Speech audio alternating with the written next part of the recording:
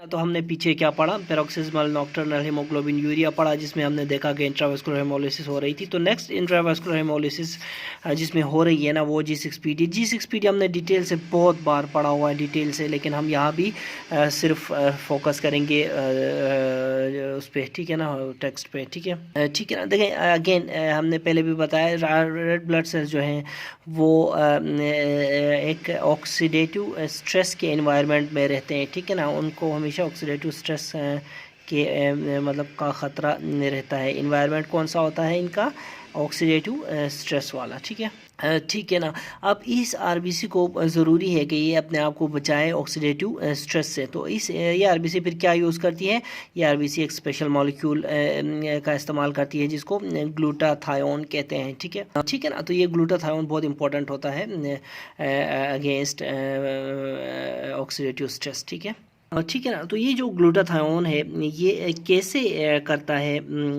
Production against oxidative stress, वो देखें, याद रखें जो मेजर ऑक्सीडेटिव जो स्ट्रेस का जो सोर्स है वो हाइड्रोजन परऑक्साइड है। देखें ग्लूटाथायोन इसके साथ मिलता है और रिड्यूस्ड होता है ये इस वक्त, ठीक है। और जब ये मिलता है तो खुद ये ऑक्सीडाइज्ड होता है, ठीक है ना। तो इस तरह ये जो है ना आरबीसी को बचाता है, ठीक है ना। अब याद रखें कंटिन्यूसली आरबीसी को बचाने के लिए दोबारा ऑक्सीडाइज्ड ग्लूटाथायोन को जो है रिड्यूस्ड फॉर्म में आना बहुत ज़रूरी है, ठीक है ना। तो अब इस ऑक्सीडाइज्ड ग्लूटाथायोन को रिड्यूस करने के लिए हमें NADPH चाहिए होता है, जहाँ पे हमने बहुत सारी ज़बरदस्त डिटेल के साथ NADPH पढ़ा है, ठीक है। और ठीक है ना, NADPH बनता कहाँ है, ठीक है ना, एक्सोस मोनोफॉस्फेट शंट जिसको पेंटोस फॉस्फेट पाथवे भी बोलते हैं, ठीक है ना। इसमें बनता है इसका जो फर्स्ट जो रेट लिमिटिंग स्टेप है ना उसमें ये बनता है, वो हमने बहुत डिटेल के साथ पढ़ा है, ठीक है। जिसमें ग्लूकोज 6 फॉस्फेट जो है वो सबस्ट्रेट होता है, ग्लूकोज 6 फॉस्फेट डिहाइड्रोजिनेज, ठीक है ना, ये इसमें एंजाइम होता है, ठीक है ना। तो याद रखें अब अगर हमारा G6PD डेफिशिएंट हो, ठीक है ना, तो ये NADPH नहीं बनता। अगर G6PD डेफिशिएंट हो तो NADPH नहीं बनता। हमने कहा था ना G6 फिर फर्स्ट स्टेप ऐसे जब निकलता है तो यहाँ से NADPH निकलता है, यहाँ से ये हेक्सोस मोनोफॉस्फेट शंट का फर्स्ट जो रेट लिमिटिंग स्टेप है, तो NADPH निकलता है तो ये ऑक्सीडाइज्ड ग्लूटाथायोन को ऐसे करके रिड्यूस करता है। तो जब ये ग्लूटाथायोन रिप्लेनिश नहीं होता, यानी कि ये दोबारा बनता नहीं है, ठीक है ना, तो क्या होता है कि फिर जो ऑक्सीडेटिव स्ट्रेस से आरबीसी भी अपने आप को प्रोटेक्ट नहीं कर पाती, ठीक है ना। रिप्लेनिश का क्या मतलब होता है यार, ठीक है ना। तो याद रखें G6PD डेफिशिएंसी जो होती है ये एक एक्स लिंक्ड रिसेसिव डिसऑर्डर होता है, ठीक है ना। और इसमें क्या होता है, हाफ लाइफ जो होती है ना, हाफ लाइफ किसकी, हाफ लाइफ होती है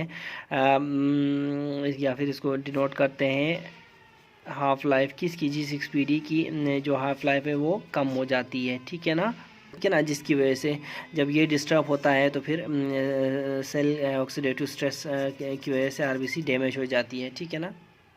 ठीक है ना, क्योंकि वही ग्लूटाथायोन सही बन नहीं पाता, ठीक है, रिड्यूस नहीं हो पाता, तो आरबीसी फिर ऑक्सीडेटिव स्ट्रेस की वजह से डैमेज हो जाती है, सही है, ठीक है ना। यहाँ पे हमने एक्स लिंक्ड रिसेसिव डिसऑर्डर सारे पढ़े हुए हैं, ठीक है ना, TS556, ठीक है ना। यहाँ पे देखो तो यहाँ पे हमने पूरा G6PD डिटेल से पढ़ा हुआ है, ठीक है ना। और यहाँ पे TS6.1 में हमने ये फर्स्ट रिएक्शन एक्सोस मोनोफॉस्फेट शंट या फिर पेंटोस फॉस्फेट पाथवे भी डिटेल से पढ़ा हुआ है, जिसका फर्स्ट जो रिएक्शन है, फर्स्ट जो स्टेप है वो हमारा G6PD डेफिशिएंसी के साथ ताल्लुक़ रखता है। वैसे आगे जाने से पहले ये देखें, यहाँ भी इसको भी हम पढ़ते हैं, देखें ग्लूकोज 6 फॉस्फेट कन्वर्ट होता है 6 फॉस्फो 6 पागल में, ठीक है, 6 फॉस्फो ग्लूकोनोलेक्टोन में, ठीक है, in the presence of glucose 6 phosphate dehydrogenase.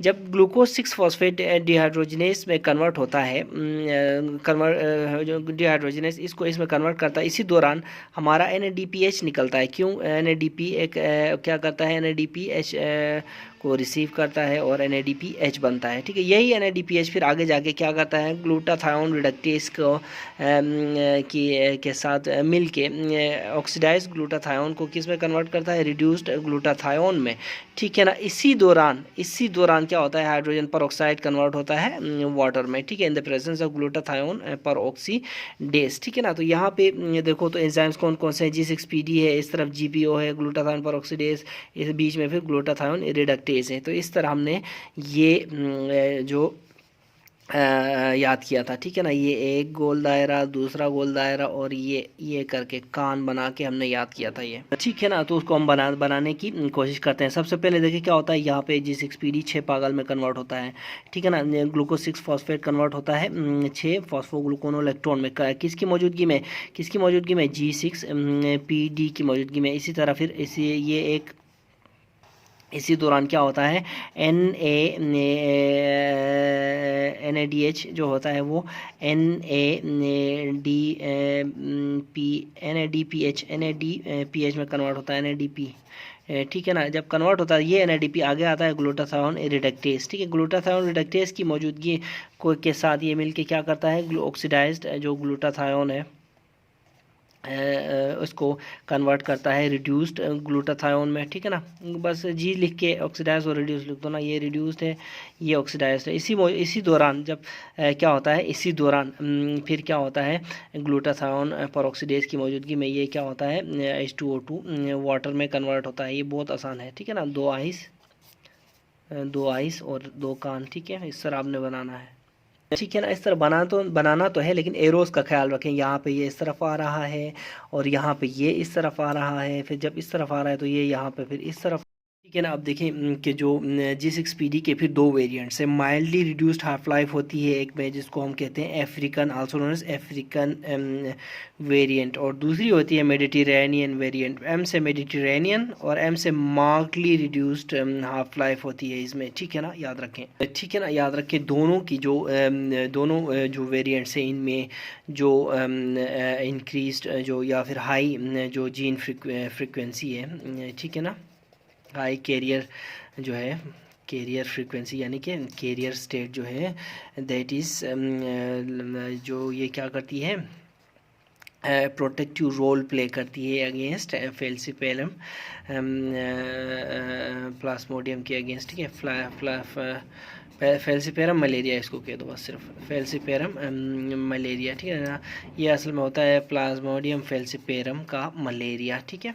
इसके अगेंस्ट ये प्रोटेक्टिव रोल ये प्ले करती है, हाई कैरियर फ्रीक्वेंसी, ठीक है ना, ठीक है ना। देखिए अब ये जो दोनों वेरिएंट्स हैं इनकी जो सीवियरिटी ऑफ द डिजीज़ होती है ना, इन दोनों में डिफरेंट होती है। वैसे तो वो आपको याद है वो जो सेल्फ लिमिटिंग वाला MCQ, ठीक है ना, इट इज़ सेल्फ लिमिटिंग के एक MCQ आता है G6PD डेफिशिएंसी के बारे में आता है, ठीक है ना।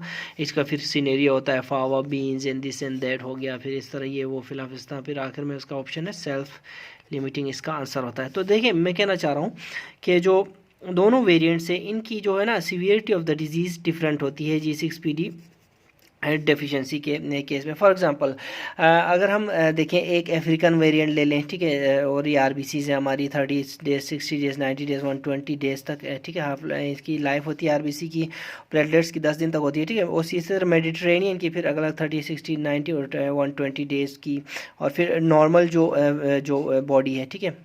देखें ये दोनों G6PD है, ये नॉर्मल है, ठीक है। तो जो 190 डेज तक, ठीक है ना, ये जाती है हमारी, कौन जाती है, RBC की जो लाइफ है, ठीक है, ठीक है। अब हमने क्या कहा, अफ्रीकन वेरिएंट में जो हाफ लाइफ है माइल्डली रिड्यूस्ड होती है, इतनी ज़्यादा रिड्यूस नहीं होती, ठीक है, थोड़ी सी रिड्यूस्ड होती है। मार्कली रिड्यूस किस में होती है, मेडिटेरेनियन में, ठीक है ना, मेडिटेरेनियन में होती है मोर रिड्यूस्ड, इसको मेडिटेरेनियन मोर रिड्यूस याद रखें, क्योंकि माइल्डली वालों को फिर आपको कंफ्यूज कर सकता है वो M, ठीक है ना, मतलब M मतलब ये जो हमने निमोनिक बनाया था मेडिटेरेनियन से मार्कली, ऐसा ना हो कहीं आप माइल्डली कह दें, ठीक है ना, तो इसमें कन्फ्यूजन हो सकती है, इसलिए आप मेडिटेरेनियन मोर रिड्यूस्ड हाफ लाइफ, ठीक है, मोर रिड्यूस्ड हाफ लाइफ, ठीक है ना। अब देखिए अगर हम नॉर्मल की बात करें तो नॉर्मल जो पेशेंट होता है इसमें जो G6PD होता है ना, G6PD ये पूरी की पूरी इतना होता है कि आरबीसी की पूरी हाफ लाइफ तक ये अंदर मौजूद होता है, अनफ खजाने होते हैं G6PD के। लेकिन G6PD डेफिशिएंसी हो जाए तो क्या होगा, ठीक है ना। अब अगर हम अफ्रीकन वेरिएंट की बात करें जिसमें हाफ लाइफ इतना ज़्यादा कम नहीं होता, तो इसमें देखो जो G6PD इसमें होगा यहाँ आके इसकी G6PD डेफिशिएंसी हो जाएगी, ठीक है ना। तो जब G6PD डेफिशिएंसी हो जाएगी तो ये ओल्डर सेल्स जो हैं, ओल्डर सेल्स में G6PD नहीं होगा और ये ऑक्सीडेटिव स्ट्रेस होगा तो ओल्डर सेल्स, ठीक है ना, वो अंदर go they will undergo hemolysis, ठीक है, यानी कि ऑक्सीडेटिव स्ट्रेस की वजह से ये डिस्ट्रॉय हो जाएंगे ओल्डर सेल्स। इनमें तो ग्लूटाथायोन सॉरी G6PD होता है, यहाँ नहीं होता, ठीक है ना। अब मेडिटेरेनियन में क्या होगा, मेडिटेरेनियन में मार्कली यानी कि मोर रिड्यूस्ड होता है, तो इसमें भी नहीं होगा, इसमें भी नहीं होगा G6PD, इन दोनों में होगा, ठीक है, ठीक है ना। तो अब अगर मार्कली रिड्यूस्ड है तो इसको ये करें, ये बल्कि इधर भी कर दें, ठीक है ना। तो ये सारे इन में G6PD नहीं होगा, ठीक है ना, यानी कि उन सेल्स में जो उन आरबीसीज में जो कि 30 से 40 दिन के ऊपर के आरबीसीज हैं उनमें जब ऑक्सीडेटिव स्ट्रेस होगा तो ये डिस्ट्रॉय कर देगा ऑक्सीडेटिव स्ट्रेस इनको, क्योंकि इनमें G6PD नहीं है, ठीक है ना। ठीक है ना। तो देखिए आरबीसी के अंदर जब ऑक्सीडेटिव स्ट्रेस होता है ये क्या करता है, हीमोग्लोबिन की प्रिसिपिटेशन हो जाती है, और जब हीमोग्लोबिन प्रिसिपिटेट हो जाता है ना, प्रिसिपिटेट हो जाता है तो ये फिर अंदर हाइंस बॉडीज़ की शेप में आ जाता है, ठीक है ना, हाइंस बॉडीज़ की फॉर्म में आ जाता है, ठीक है ना, ठीक है ना। अब देखिए ऑक्सीडेटिव स्ट्रेस के कॉजेज़ क्या क्या हैं। फॉर एग्जांपल ड्रग्स हो गए, हमारे पास ड्रग्स के अंदर बहुत सारे ड्रग्स हैं, आपको पता है एंटी मलेरिया ड्रग्स हो गए जैसा कि, ठीक है ना, इसमें फिर प्राइमाक्विन आ गया, प्राइमाक्विन, और उसके अलावा सल्फ़र ड्रग्स, काफ़ी सारे सल्फ़र ड्रग्स की फिर एक अपनी अलग एक बहुत सारे number of sulphur drugs are there out there in the market. इसी तरह फिर डेप्सोन हो गया, डेप्सोन खुद भी एक सल्फर ड्रग है, ठीक है। फिर इन्फेक्शंस हो गए, फावा बीन्स हो गए, ठीक है, ये सारे के सारे कॉजेज़ हैं, और भी कॉजेज़ हैं ऑक्सीडेटिव स्ट्रेस के, ठीक है ना, ठीक है ना। तो जब ऑक्सीडेटिव स्ट्रेस होता है ना, तो आरबीसी में जब ऑक्सीडेटिव स्ट्रेस होता है, आरबीसी में हीमोग्लोबिन प्रिसिपिटेट हो जाता है। जब आरबीसी में हीमोग्लोबिन प्रिसिपिटेट हो जाता है तो ये इस तरह की अगर ये आपको नज़र आ रही है हाइंस बॉडी आरबीसी के अंदर, जब ये आरबीसी के अंदर इस तरह की अजीब सी चीज़ नज़र आती है तो स्प्लीन क्या करता है, स्प्लीन एक्टिव हो जाता है। स्प्लीन सोचता है यार ये क्या मसला, हमने कहा था ना स्प्लीन आरबीसी के साथ कोई भी जुगाड़ हो तो स्प्लीन एकदम उसको देख लेता है, चेक इन रखता है। तो स्प्लीन क्या करता है, स्प्लीनिक पल्प के अंदर से ये स्प्लीनिक मैक्रोफेजेस क्या करते हैं, फिर इसको उठा लेते हैं इसको जब उठाने की कोशिश करते हैं, यार ये कोई नई चीज़ है तो ये ख़राब चीज़ है, इसको उठाने की कोशिश करते हैं तो फिर आपको फिर क्या बाइट सेल्स नज़र आएंगे, ठीक है ना, बाइट सेल्स, सही है, ठीक है ना। तो जब स्प्लीन को गुस्सा आएगा तो स्प्लीन छेड़खानी शुरू करता है आरबीसीज के साथ, तो वही ठीक है क्या होगा, वाइट सेल्स नज़र आएंगे, ठीक है, ठीक है ना। तो ये पॉइंट्स हैं, एक पॉइंट इसके कॉजेज़ पे हमने देख लिए, दूसरे पॉइंट्स पे हमने हाइंस बॉडीज़ और फिर वाइट सेल्स देखे। फिर तीसरा पॉइंट अगर बात करें हम तो वही इंट्रावेस्कुलर हीमोलिसिस होती है, और ये इंट्रावेस्कुलर हीमोलिसिस हमने शुरू में भी कहा था ये प्रीडोमिनेंटली इंट्रावेस्कुलर, ठीक है, प्रीडोमिनेंटली हमने ये कहा था ना कि कंप्लीट इंट्रावेस्कुलर और एक्स्ट्रावेस्कुलर किसी में भी नहीं होती, प्रीडोमिनेंटली मतलब हर जो उसमें टाइप में कुछ ना कुछ कंपोनेंट इंट्रावेस्कुलर का भी होता है, कुछ ना कुछ कंपोनेंट एक्स्ट्रावेस्कुलर का भी होता है, ठीक है। तो बात हम अगर एग्जैक्ट बात करना चाहें तो प्रीडोमिनेंट करेंगे, ठीक है। तो प्रीडोमिनेंटली इंट्रावेस्कुलर हिमोलिसिस होती है कहाँ, G6PD डेफिशिएंसी में, ठीक है ना, याद रखें, ठीक है ना। तो बाइट सेल की अगर आप एग्जांपल देखना चाहें तो ये देखें, ये बाइट सेल है, ठीक है, ठीक है ना। तो इंट्रावेस्कुलर हेमोलिसिस होती है और hours after the exposure to oxidative stress क्या होगा, हीमोग्लोबिन यूरिया स्टार्ट हो जाएगा। याद रखें हीमोग्लोबिन जो होता है ना वो नेफ्रोटॉक्सिक होता है, ठीक है ना। तो ये फिर बैक पेन भी, क्लासिक बैक पेन आपको देता है ये, ठीक है। उसके बाद देखें कि हाइंस जो प्रिपरेशन क्या होती है, ठीक है, ठीक है ना।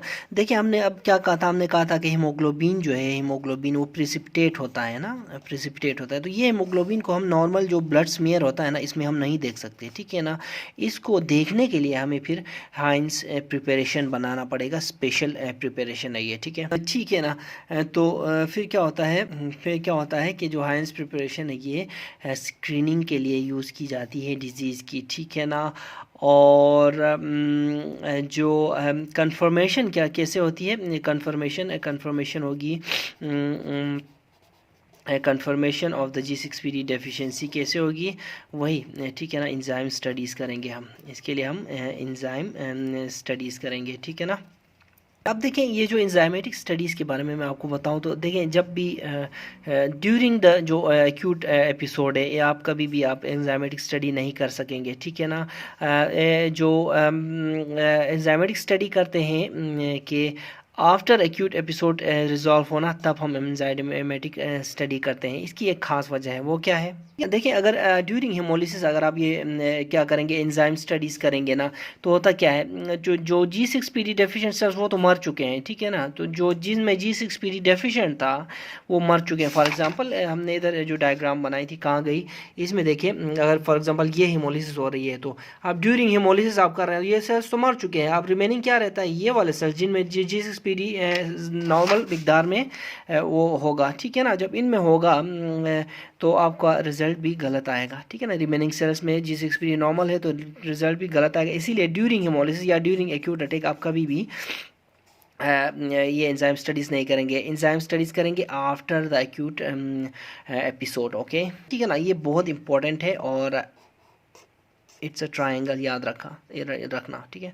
इसके अलावा अगर हाइंस प्रेप में आप देखें ना, ये जो आरबीसीज को, तो वो इस तरह के नज़र आते हैं। ये देखें, यहाँ पे देखें, ये हाइंस प्रेप आपको प्रिसिपिटेटेड हीमोग्लोबिन आपको दिखा रहा है, ठीक है ना। ये आरबीसी ये देखें, गौर से देखें तो ये इस तरह की आरबीसी आपको नज़र आ रही है इसमें हाइंस प्रेप में, और ये आपको प्रिसिपिटेटेड हीमोग्लोबिन नज़र आ रहा है। इसी को जब स्प्लीन के थ्रू गुजरेंगे, स्प्लीनिंग मैक्रोफेजेस काटेंगे, तो ये इस तरह का बाइट सेल नज़र आएगा।